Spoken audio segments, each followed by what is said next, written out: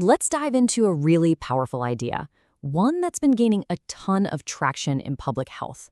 It's this deep connection between our inner world, our thoughts, our feelings, our sense of purpose, and our actual physical health.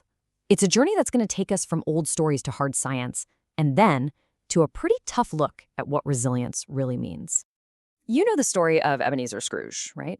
The ultimate turnaround from a bitter, lonely guy to someone filled with joy. But there's this one detail in the story that's easy to miss. Dickens describes him becoming physically healthier. As he got kinder, he became more effervescent and fit. It's this classic, simple idea. Maybe doing good is actually good for you. But is that just a nice little detail in a Christmas story, or is there some real, hard science to back it up? I mean, can you actually measure a connection between being generous and being healthy? Well, for decades, researchers have been asking that exact question. And it turns out the answer is a big, loud yes. The data is pretty undeniable at this point. After looking at tons of studies, a really strong link pops up again and again.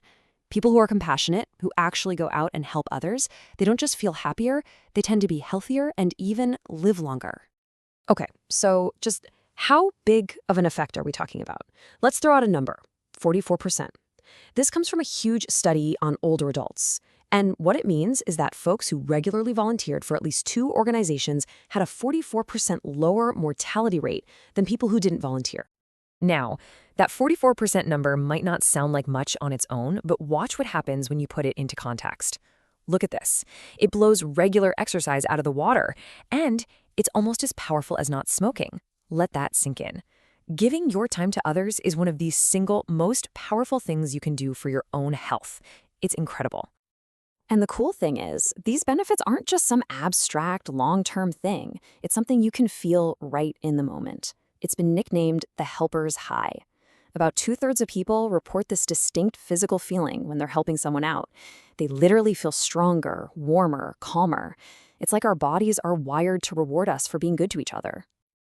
So, we've seen how our actions, what we do, can change our health. But what about our thoughts? What's going on inside our heads? Let's shift gears and talk about the power of optimism. And this isn't just about being cheerful. It's about a specific skill you can learn for how you explain the world to yourself. This idea, from the psychologist Martin Seligman, was an absolute game changer. For the longest time, the thinking was that our personalities were pretty much fixed. But Seligman's research showed something amazing. Our thought patterns aren't set in stone. We can actually choose to change the way we think. And the key to this is a concept he calls explanatory style. All that really means is it's the story you tell yourself about why things happen, especially bad things. It's your default explanation. And that little habit, that internal story, can be the difference between feeling helpless and feeling like you're in control. Seligman breaks it down into what he calls the 3 Ps. So when a pessimist faces a problem, they tend to see it as permanent, like this is never going to end. They see it as pervasive. This is going to ruin everything. And they make it personal. It's all my fault. An optimist, on the other hand, sees that same exact problem as temporary, specific to that one situation, and often caused by outside factors. That lets them bounce back. And this is not just some academic theory. It has huge real-world results. Check this out. MetLife Insurance started testing its new hires on their explanatory style. The results were just wow. The optimistic agents were only half as likely to quit in the first year. And get this, the most optimistic group actually outsold the most pessimistic group by 50%. Optimism literally predicts success. Okay, so the picture seems pretty clear, right? Be generous, think like an optimist, and you'll be healthier, happier, more successful. It's a great story. But right here, the journey takes a turn. A really important critical question has started to pop up in public health circles. Who exactly are we asking to be so resilient, and why? This quote just cuts right to the heart of the issue. The argument here is that the demand for resilience often falls on the shoulders of people who are already dealing with huge systemic problems. It's like telling someone to learn how to cope better with racism or poverty instead of fixing the racism and poverty. It's offering a personal solution to what they call a structural toxin. And this pushes us to take a much harder look at resilience. Is telling people to be more resilient always the right answer? Or does it sometimes just become a way to get people to adapt to being harmed, instead of us all working together to stop the harm from happening in the first place? And here is the absolute crux of the problem. When we focus only on building up an individual's resilience, we can accidentally let the systems that are causing the damage off the hook. It puts all the burden of change on the person who is suffering instead of on the unfair systems that need to be fixed. To really get this new perspective, we need a new metaphor for resilience, something that changes the way we think about it entirely.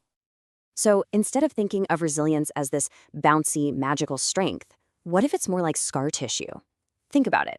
Scar tissue isn't a sign that you were never hurt. It's the proof that you were hurt. It's the evidence of a wound. So from this view, resilience isn't just something to celebrate. It's a sign that harm happened and that we need to address it. So where does that leave us? We've got two powerful ideas that seem to be in conflict. We have solid evidence that our mindsets matter, and we have this really important critique that focusing only on the individual isn't enough. The way forward has to be a synthesis of the two, moving beyond just individual coping and aiming for real collective well-being. You can see the shift right here. We're moving away from the old model of adaptation, which is all about the individual coping and building their own strength, and we're moving toward a model of healing and liberation, which is focused on the collective, on fixing the root causes of harm, and on creating a society where everyone can thrive, not just the ones who are resilient. So a truly complete, more holistic public health approach looks something like this. Yeah, it values those individual skills like optimism. They're useful tools in the toolbox, but it recognizes they're not the whole solution. The top priority has to be addressing the structural problems and focusing on healing from harm, not just getting better at adapting to it. And what's so fascinating is that this brings us right back to where we started. Even Martin Seligman, the father of this individual-focused psychology, ultimately argues that true meaning comes from connecting to something bigger than yourself. It seems our own personal strength is actually found when we're part of a community, part of a collective. And so that leaves us with the big, essential question. It's not an either-or choice. The real challenge for all of us is to figure out how we build up that personal strength, that generosity and optimism in ourselves and each other, while at the exact same time we do the hard work of healing the collective wounds that make so much of that resilience necessary to begin with. Thanks for exploring this with me.